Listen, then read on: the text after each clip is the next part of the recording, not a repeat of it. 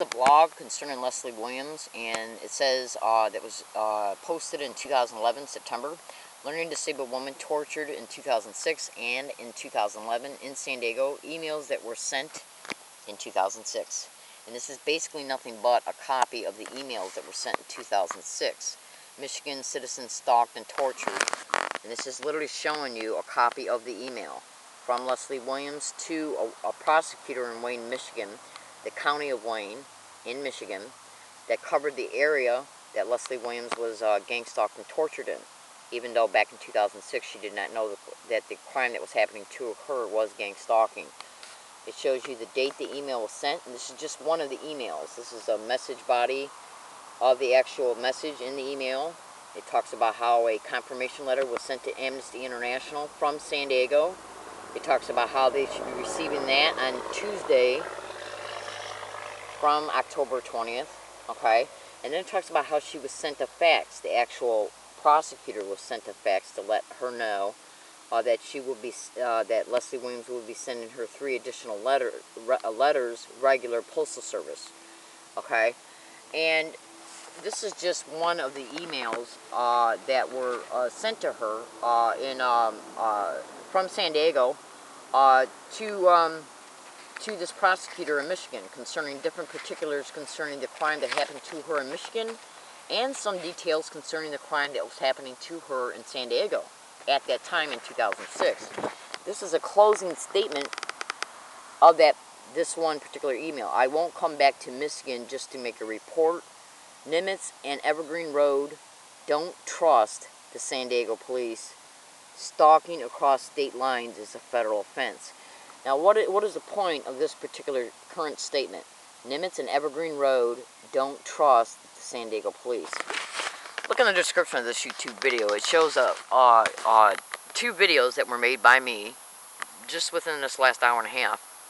And it literally describes some of the situations that were happening and transpiring towards me concerning being tortured and gang stalked out in 2006. Now, the point I'm trying to make in this video concerning those 2 videos, in reference to the statements of those 2 videos, especially the first one, but also the second one, shows here that I was talking about emails that were sent from Point Loma Library, and then how the San Diego police played a direct role concerning this hiking area at Nimitz Road and Evergreen Road. Notice how I say Nimitz Road and Evergreen Road. Don't trust the San Diego police. Stalking across state lines is a federal offense. Now, in those videos that I just got done making, and those titles are in the description of this YouTube video, and at the end of each of those 2 videos is there's a number 1 and a number 2, showing you which video is number 1 and which video is number 2. They're connected. In those videos, I stated about how the San Diego police approached me at this hiking area on Nimitz Road and Evergreen Road, okay? And as a result of them approaching me, the woman who approached me, who is a San Diego police officer, had a walkie-talkie on her waist. And over the walkie-talkie, as she was conversing back and forth towards me, a voice came over her radio transmission on her walkie-talkie, her radio. You don't have to worry now, the stalkers are gone. I never had one interaction at all with any physical San Diego police officer in 2006 whatsoever. But notice how that statement in reference to what was broadcasted over her radio on her waist that I just said ties in with don't trust San Diego police. Is cyber surveillance a method of gang stalking? And all they did was scrutinize what I was typing from Point Loma Library in 2006 in order for them to come to this hiking area at Nimitz and Evergreen Road to engage in tailored dialogue that they had transmitted over their radio to get me to trust them. Because on the broadcast, it literally said on her radio in 2006, when she came to this hiking area, said, you don't have to worry anymore, the stalkers are gone. And then she went on to engage in huge fear-mongering about the fact that I could no longer hike anywhere in San Diego, that I would be arrested and hit with huge amount of monetary fines as a result of illegally camping in San Diego.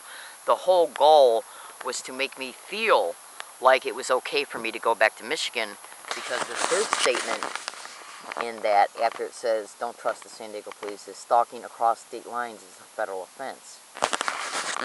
That's why they said, don't worry, the stalking is ended, that the stalkers are gone. Okay? These three things right here correlate directly with what they did. Okay? And what the scheme they developed.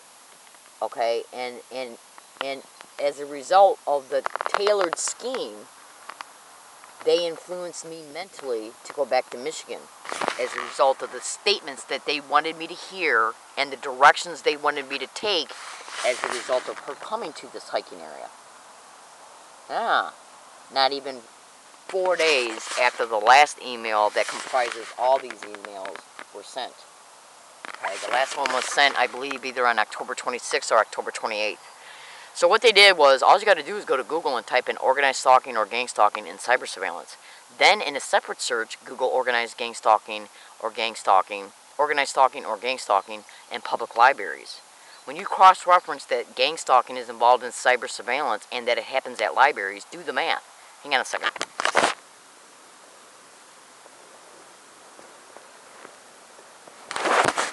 Now I want you to look in the description of this YouTube video for those videos, okay? And then what I want you to do is also notice that when I came out here on August 8, 2011, the first thing that I had planned on doing was going to buy a bike. So I would not repeat the same mistake that happened in 2006. And what do I mean by that? In 2006 when I came out here, I arrived at night. So I had to hurry up and find a place so I could pitch my tent that I was carrying with me from Michigan and find a hiking area right away. But as a result of what they pulled in 2006, I told myself this time I was going to find numerous hiking areas, okay? Because I knew I was going to be gang stalked out here again. I had no doubt in my mind I was gang stalked in the Greyhound bus coming out here. So I thought to myself, and that's the truth. I got email files to prove it. I even have an email prediction file stating that. Let's see what happens towards me on my routes to come out here to California again. I arrived on August 8, 2011, and my goal was to hurry up and get on a bus and go to the closest Walmart to buy a bike. So I could then surveil the area to find at least 2 to 3 different hiking areas. But by the time I arrived, got my stuff, because I carried a bunch of stuff with me. So what I did was I had to take the time to rent a Greyhound locker to leave a bunch of stuff that I brought with me and put them in the Greyhound locker. By the time I locked that stuff up and was told that I had to come back to get it by a specific time or it would be taken away, by the time I locked that stuff up, found the right bus route to get on to go to Walmart, buy the bike, okay, and then go back to Greyhound and get the stuff, I had to find one immediate hiking area for at least that night. And it was over by Hazard Center, where the Ultrastar movie theater was at, right off of Frazee and Friars Road. I spent the night there, and as a result of the experiences I experienced that night, I knew I couldn't stay there.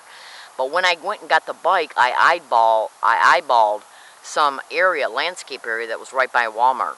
So I already knew I couldn't spend one more night over by Hazard Center. So what I did was I thought, well, then I'll move over by the area where the Walmart is, okay, move my stuff over there, and then search that night and that day for additional places, and which is what I did.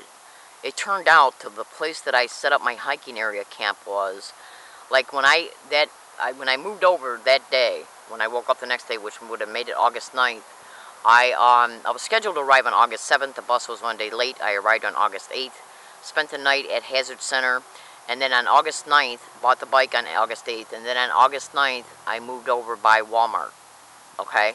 And where I pitched my tent at for about 3 to 4 nights, at first I felt a little bit comfortable with it, and then I started feeling uncomfortable with it because they started having people walk by the sidewalk concerning where I was at.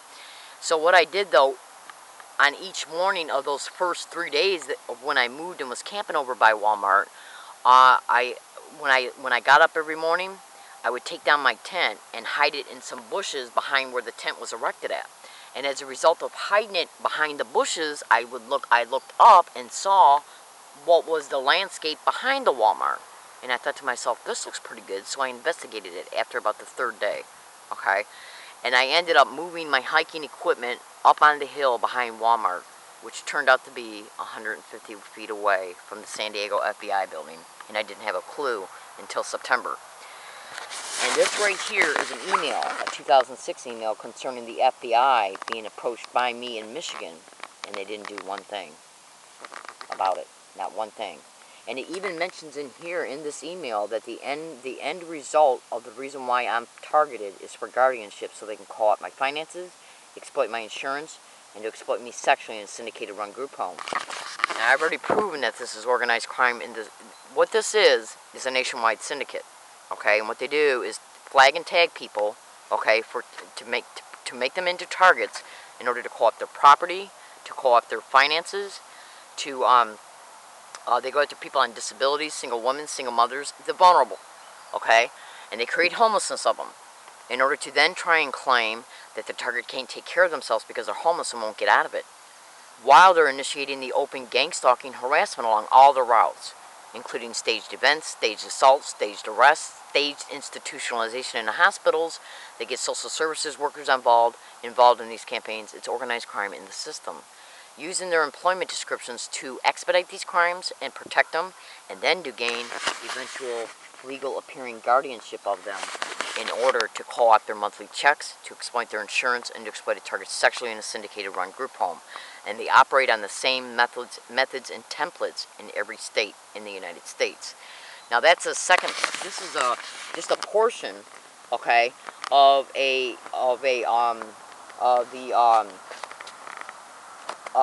this is just a portion of the message body of the first email. Now, it literally shows that the FBI were notified by me in Michigan. And then I end up being gang stalked, harassed, and possibly tortured right next door to the San Diego FBI. Do you honestly think that they ever want that to be known? Let me give you a tidbit of information here, and then I'm going to close down this particular video, and I'm going to make another one concerning the additional emails that were sent in 2006 that literally show you Point Loma Library being mentioned. But these closing statements concerning this particular video, and there will be a video in the description of this YouTube video that's going to be a continuation of these statements. Go to YouTube and type in Jesse Ventura, the Brain Invaders. Now, I know you're going to probably think to yourself, what the heck is that? That don't make any sense to me. You're probably going to think to yourself, that sounds like something that sounds too far-fetched, sounds crazy, and it doesn't sound like any type of show that I might want to watch. But I want to show you something right here. This is a literal book that I bought off of Amazon. It's called Electronic Torture, Electronic Rape, Technology, and Gang Stalking at the Post Office. The Post Office is clearly mentioned in the 2006 and 7 emails concerning the 2004, 5, and 6 torture I experienced at a couple apartments. Okay? But what I want you to pay attention here is electronic torture, electronic rape, technology, and gang stalking at the Post Office. And you might think to yourself, what the hell is electronic torture and electronic rape? That's where the remote neural monitoring that can be. Go to the bottom of Freedom from Covert Harassment and Surveillance and look on the bottom of their homepage. There's 3 PDF links. It talks about sophisticated technology that is attached to gang stalking that has the capacity to use your physiological system by using the central nervous system as a conduit to make you feel like you're being raped and tortured as a result of the technological resources that are attached to gang stalking. This is a book that was written by a woman that works for the post office in a separate state from California. This is a PDF documentation file by a person by the name of Victoria Rose. Her location, San Diego, California, Chula Vista. Look at what's on page 2 of her PDF link. It clearly talks about stalking, spied upon, surveilled, voice to skull, which is clearly mentioned in the book I just showed you, and remote neural monitoring. And electronic rape and torture is mentioned throughout the entire PDF link that Victoria Rose wrote. And she wrote her location was in San Diego, California, Chula Vista. So we got 2 separate targets talking about the same exact crime. One even wrote a book concerning it that you can buy by going to Amazon and typing in this title. Okay? What she describes in this book is directly described in a separate calendar year time period in a separate state. And this target who's describing it, who's the second one, is in San Diego, California, Chula Vista. Remote neural monitoring flat out stated right on it. Now, the reason why I mentioned this is I want fellow San Diegoans and fellow Californians to know the truth. This is these are some of the technological resources mentioned on the bottom at Freedom from Covert Harassment and Surveillance's webpage. And in closing, in particular to this current video, I want you to look at this. This is a picture of a pictorial representation of what gaslighting means. In fact, it even says it. Gaslighting, what does it say? It says gaslighting. What is gaslighting? It's where they take, what is gas? Gas is fuel, and lighting is where they ignite neural responses in reference to the harassment. The harassment, which is the sensitization methods, is the fuel that lights and ignites the neural response of a target. That's why they call it gaslighting. Okay? Yeah. Now you can go to any like Amazon and look up the movie Gaslighting with Ingrid Bergman about how her fiance was engaging in psychological operations in her home to make her feel like she was going crazy. Yes. Is the microwave hearing, which is the second PDF link at the bottom of Freedom from Covert Harassment and Surveillance, a technological resource that they expedite against gang stalking targets, gaslighting from a distance. Just like Ingrid Bergman was in the movie Gaslighting. Yes. And gaslighting is the name that I described at the San Diego North University Public Library district manager. He was gaslighting me. And I noticed it while I was in the computer room because the computer room's got glass on the walls. I looked up and saw him through the glass gaslight me, and I made a statement in a digital tape recorder that was running at the time before I left the computer room. Then I walked by him and he said gang stalking. Gaslighting is a word that describes gang stalking, and that video is in the description of this YouTube video concerning me catching him saying it after I walked out of the room. What's the likelihood of that happening if he wasn't gaslighting me before I even walked out of the room? Why would I say he was gaslighting me if he wasn't? And then I walk out of the room and he says gang stalking as I walk by him, and it's caught on digital tape recorder. Gaslighting describes gang stalking. I'm in San Diego, California. Please look in the description of this YouTube video for cooperating material. Thank you.